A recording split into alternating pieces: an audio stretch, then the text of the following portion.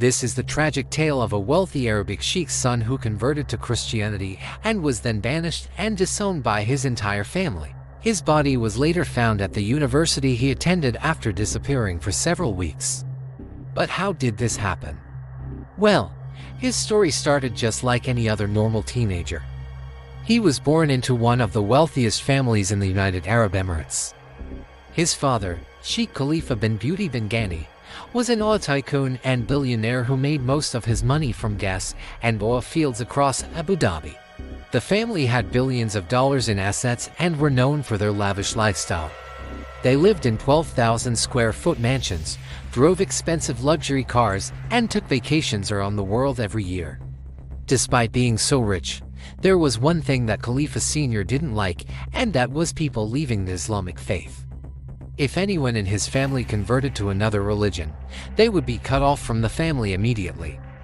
It was kind of like a mafia rule that everyone in the family had to follow. So imagine being in Khalifa's shoes. You're living a great life with your wealthy family, but there's one problem. You don't believe what they believe anymore. And if you tell them, you'll be thrown out on the street with nothing. That was exactly what happened to Khalifa's son Tariq. Tariq was studying at university when he decided to convert to Christianity. He was reading the Bible and praying 3 times a day.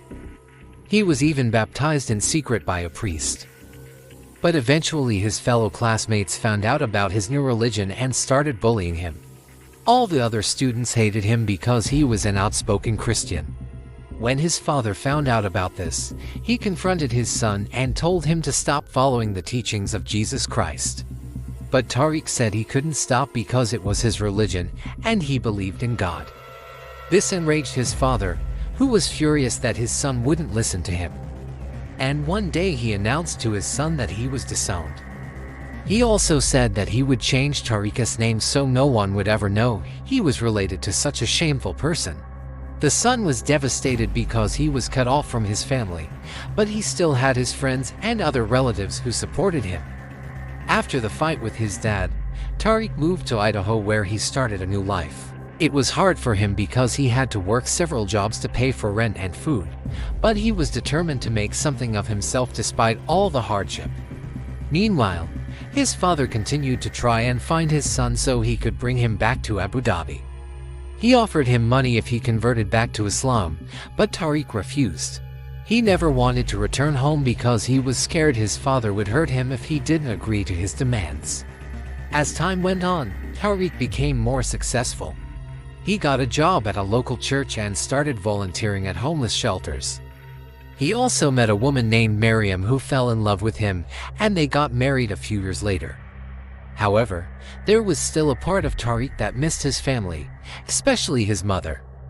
Even though she didn't support his decision to become a Christian, he knew she loved him very much and would do anything for him. So he called her up and asked if they could meet for coffee. She agreed, and when they saw each other again, they were both crying. Tariq apologized to his mom for not listening to her and she told him it was okay because she understood why he left the family. Then he asked if he could come home, but she told him she wasn't sure if his father would accept him. A few days later, Tariq talked to his dad over the phone and he told him that he wanted to come home because he missed his family. His father replied, "If you want to come back, then convert back to Islam." Tariq thought about it and told him that he couldn't do it because he didn't believe in what he was asking. His father then said, "Okay, I'll see you soon," but hung up before Tariq could ask what he meant. A few minutes later, his mother called him and said, "You need to leave Abu Dhabi right now. Your father is looking for you with a gun." She was crying, but Tariq didn't know what to do. He grabbed some clothes and ran away from the house. He called his wife and told her he needed her help. She picked him up and they drove around the city trying to find somewhere safe for him to stay. But everywhere they went, they saw police cars with their lights flashing. They pulled over and Tariq was arrested. The officers took him to an interrogation room where his father was waiting. He looked angry and told the police to take his son away. When they let him go, Tariq apologized to his father and begged for forgiveness, but Sheikh Khalifa only replied, "I'm disappointed in you." He was then sent to a mental institution for evaluation. At the hospital, doctors told him he was suffering from anxiety and depression caused by his difficult family situation. They also said that he should try and reconcile with his dad so they could all move on. But this proved to be very difficult because Sheikh Khalifa refused to speak to his son. In fact, he threatened anyone who tried to talk to him and told them to keep his son locked up forever. This is where things get really creepy. A few weeks later, Tariq's body was found dead in his room. The official cause of death was heart failure, but many believe he was poisoned by his own family. There are a lot of conspiracy theories surrounding his death, but we may never know what really happened. One theory is that Tariq's father poisoned him so he could collect on his life insurance policy. Another theory is that the sheikh hired someone to kill his son because he was ashamed of him.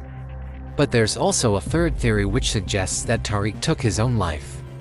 It is possible that he was so depressed about being separated from his family that he decided to end his life. This is supported by the fact that he left a note saying, "I'm sorry. I can't take it anymore," but no one knows for sure what happened. Whatever the truth may be, this case highlights the dangers of religious extremism and the importance of respecting other people's beliefs. No one should be forced to choose between their faith and their family. And it's wrong to punish someone for converting to another religion. In this case, Tariq's father was so intolerant that he was willing to disown his own son. This is sad because it could have been avoided if they had simply respected each other's beliefs. In fact, this case is similar to another one we covered on our channel about a man who killed his daughter for choosing to marry a non-Muslim. These cases are rare, but they do happen, and it is important to raise awareness about them so we can stop them from happening in the future. What do you think happened in this case? Let us know in the comments below. And if you want to learn more about similar cases, stay tuned for more content. Thanks for watching. We hope you enjoyed this video and learned something new.